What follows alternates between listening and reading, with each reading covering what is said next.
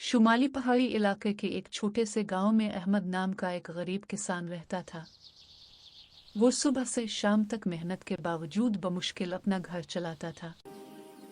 इसके पास एक छोटी सी झोंपड़ी थी, चंद बकरियां और एक बूढ़ी माँ जो उसकी हौसला अफजाई करती रहती थी। अहमद अक्सर सोचता कि आखिर कब इसकी जिंदगी बदलेगी, मगर फिर भी वो उम्मीद का दामन हाथ से नहीं छोड़ता था। एक दिन अहमद जंगल के किनारे लकड़ियां जमा करने गया। आसमान पर बादल छाए हुए थे और हल्की बारिश बरसती जा रही थी कि अचानक इसकी नजर एक चमकती हुई चीज पर पड़ी। इसने आगे बढ़कर देखा तो एक पुराना सा मगर निहायत खूबसूरत चमचा पड़ा हुआ था। इसके दस्ते पर अजीबो-गरीब नक्शो निगार बने हुए थे और वो आम बर्तनों के चमचों से बिल्कुल मुख्तलिफ था। अहमद ने इसे उठाकर देखा, लेकिन चूंकि आसपास कोई नहीं था, उसने इसे अपने थैले में डाल लिया। घर आकर उसने अपनी माँ को भी ये चमचा दिखाया।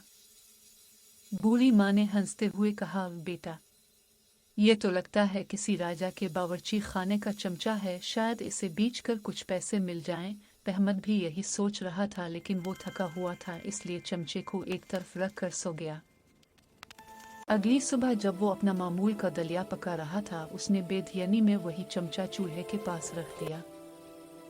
जैसे ही चमचे ने गर्म हांडी को छुआ, हांडी में से भाप निकली और एक नरम सी आवाज गूंजी, अहमद, आज तुम क्या पकाना चाहते हो? अहमद ने खौफ से चमचा दूर फेंक दिया, मगर आवाज फिर आई है, डर मत, मैं तुम्हारी मदद के लिए आया हूँ। मैं एक जादुई चमचा हूँ, तुम जो खाना कहोगे मैं लम्हों में तैयार कर दूंगा।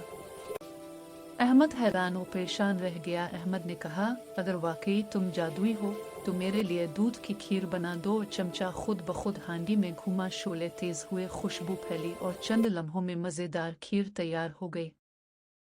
अहमद और उसकी माँ की आंखें खुली की खुली रह गई। वक्त गुजरता गया और अहमद ने इस जादुई चमचे से कई फायदे उठाए। गांव वाले इसके खानों की तारीफ करने लगे। कोई बिरयानी मांगता, कोई मीठा, कोई सालन, और अहमद सबकी ख्वाहिश पूरी कर देता। लोग उसे खाने के बदले कुछ पैसे भी दे। वक्त खत्म होने लगी। वो अब नए कपड़े पहनने लगा, घर की मुरम्मत करवा ली और माँ के लिए दवा भी बाकायदगी से लाने लगा। लेकिन गांव में एक लालची आदमी भी था जिसका नाम करीम था। इसे जब अहमद की कामयाबी का राज पता चला तो वो उसे चुराने के फिराक में लग गया। एक रात वो चोरी छुपे अहमद के घर में दाखिल हुआ और चमचा उठाने ही वाला था कि अचानक चमचा जोर से चमकने लगा।